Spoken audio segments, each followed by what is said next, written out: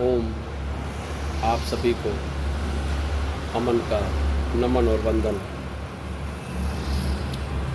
प्राणायाम के क्रम में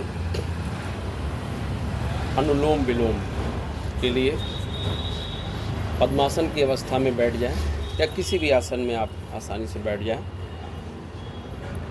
वायु की मुद्रा, पूरी लंबी गहरी सांस को भरेंगे, पूरी सांस को बाहर कर देंगे। सांस को बाहर करेंगे, नाभि अंदर जाके स्थिर होगी, उसको रोक लेंगे। पुनः लंबी गहरी सांस को भरेंगे, पूरी सांस को धीरे धीरे बाहर कर देंगे।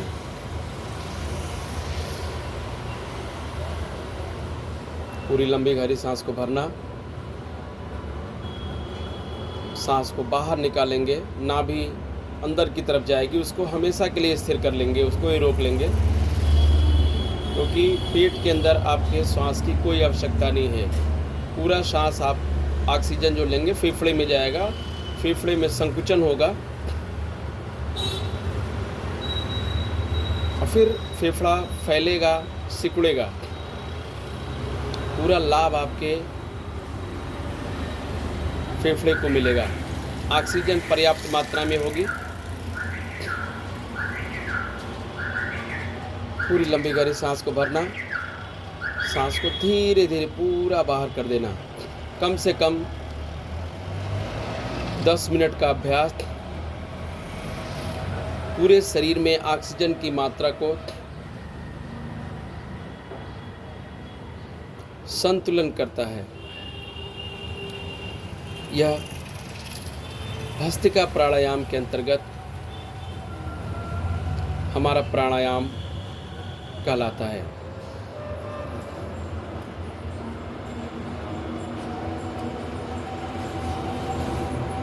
अगला प्राणायाम श्वास के लिए ही अनुलोम व विलोम प्राणायाम, शरीर को बैलेंस करने का सबसे महत्वपूर्ण प्राणायाम। अंगूठे को लेंगे, दाहिने हाथ की दाहिनी नासिका को दबाएंगे, बाएं नासिका से पूरी सांस को भरेंगे। क्षमता जब पूरी भर जाएगी, फेफड़े में पूरी सांस आपकी आ जाएगी, ऑक्सीजन आ जाएगी, फिर 2 उंगलियों से बाएं हाथ के तरफ के बाएं छिद्र को बंद करेंगे नासिका के, दाहिने हाथ के अंगूठे को हटा करके दाहिने छिद्र से सांस को पूरा बाहर करेंगे। फिर इसी दाहिने हाथ के दाहिने छिद्र की तरफ से सांस को पूरी तरह भरेंगे, ऑक्सीजन लेंगे, क्षमता पूरी हो जाएगी। फिर दाएं हाथ के तरफ के दाएं छिद्र को दाहिने अंगूठे से बंद करके बाएं हाथ के छिद्र को, नासिका को, सांस को बाहर कर देंगे। यह अनुलोम और विलोम कम से कम 15 मिनट करने पर पूर्ण लाभ।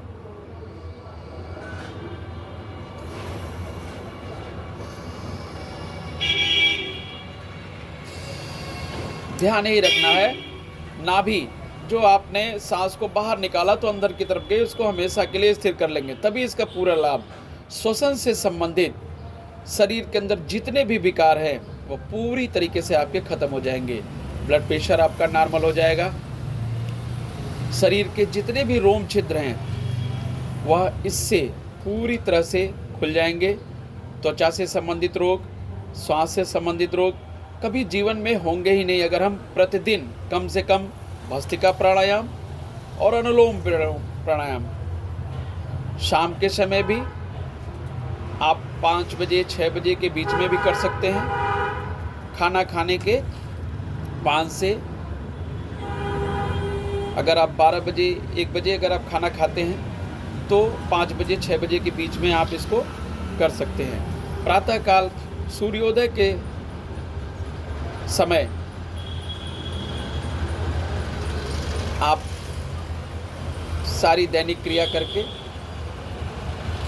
इन 2 प्राणायाम को अगर आप करते हैं तो श्वसन से संबंधित कोई भी समस्या आपके जीवन में होगी ही नहीं। आप सभी का वंदन और अभिनंदन। अपने जीवन को एक निरोगी काया दें, स्वस्थ और सुखी और समृद्ध रहें। आप अपने शरीर को स्वस्थ रखें, क्योंकि आप अगर अपने शरीर के लिए कुछ समय देते हैं और अगर आप स्वस्थ रहते हैं तो जीवन में हर चीज़ आप प्राप्त कर सकते हैं। सादर प्रणाम।